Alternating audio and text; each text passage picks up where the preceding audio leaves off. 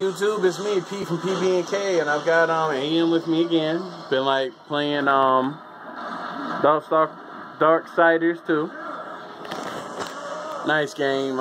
Pretty much since I can't record footage, and no, I'm not gonna hold my camera up to the TV to record footage. You fight well. Although I could do that, it's not as awesome as if I just get it straight direct from. Anyway, that's beside the point. I would not presume. What you're here for is movie picks, right? Okay, this time I went old school on you. I did just 3 movies this time. Yeah, thanks for the sound.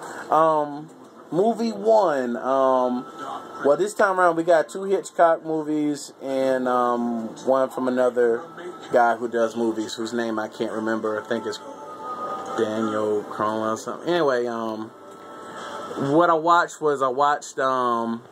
Frenzy.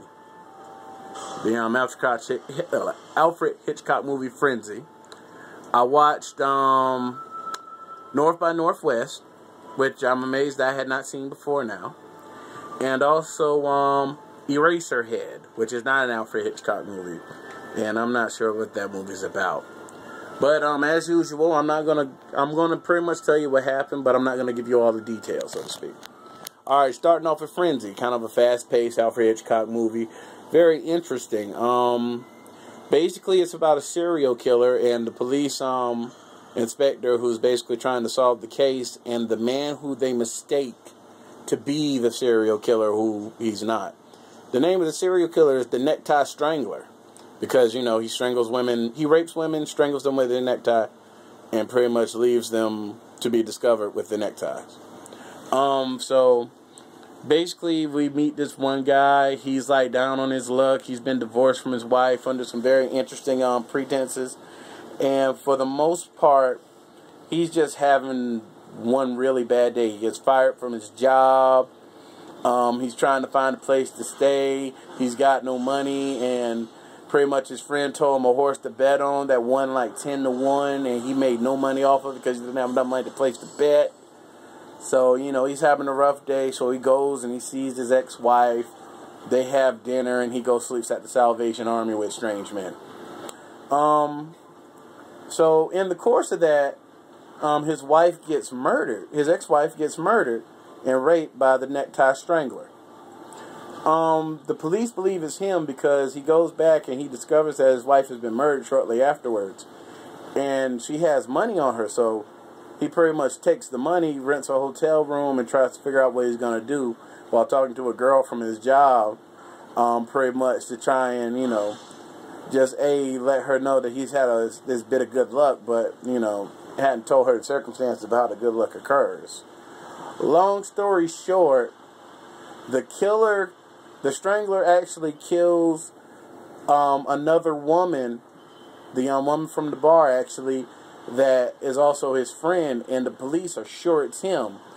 He is sentenced and such, and breaks out to basically go rape and strangle a woman who hates his guts, basically.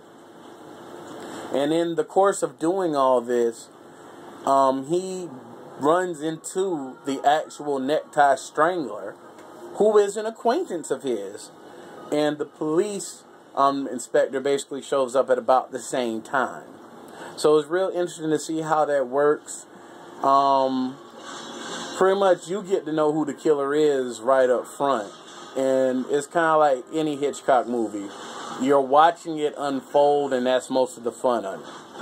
Moving on to number 2, North by Northwest.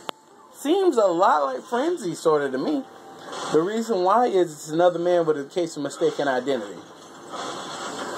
Basically what happens is this advertising exec gets mistaken for an international spy that does not exist. So basically the government allows enemy agents to believe that he is the man that they're looking for, while they have their actual agents get deeper into the ring of the people that they're watching, so to speak. So he almost gets killed and has to think his way out of some very interesting situations. And at the end, it is revealed that basically they know that he's not the guy who everyone seems to think he is. And basically, to make the long story short, you get a happy ending because by the end everything is worked out as he pretends to be this other person. And pretty much he gets chased. And of course, movies like this, the thing that makes these movies exciting is watching the chase and how it unfolds. So I'm giving you a basic plot line, so to speak, but I left a lot of details out. So, you go watch that and enjoy it. That's for you.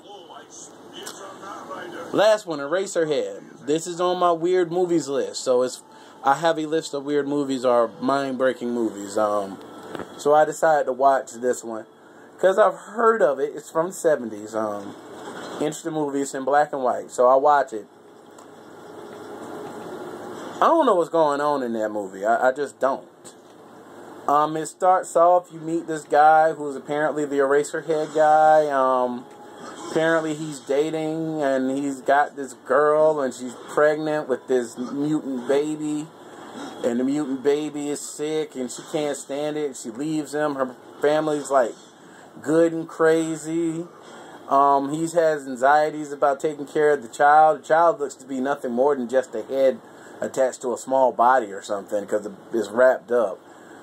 He has these interesting dream sequences and interactions with this woman's family and such, and pretty much it turns to this thing where he ends up beheaded, and they take an eraser out of processing his head and use it to make good erasers for pencils, and then you find out the mutant baby is like possibly some type of alien mutant radiation thing. If you see it, you don't know what's going on, but it's certainly interesting. And that's about all I can really tell you about Eraserhead. It was, I don't know what it was. I watched it and I don't know what I saw. I'm pretty sure it's representative of all sorts of things, but in the best way I can tell you, it's an art film. Usually, I'm at the end of my movie list at this point, and I've been adding bonus movies, but I'm not going to add a bonus movie this time because I've got to watch some more movies. Pretty much there'll probably be some more up-to-date movies and such, and definitely, pretty much as always, if you like this type of thing, like, comment, submit. I intend to try and get some video game ones up soon once I kind of get my capture device figured out. Or I'm able to actually get in there and really deal with my Windows stuff or whatever's wrong with Windows 7. So, pretty much go by the website, www.amway.com/PBKM. Pick a product you like, buy it. That helps me out tremendously. Continue to like, comment, subscribe, tell other people, play games, have fun, watch movies, hang out with your friends, all the stuff that makes you popular. And as always, I'll see y'all fellas later. Peace.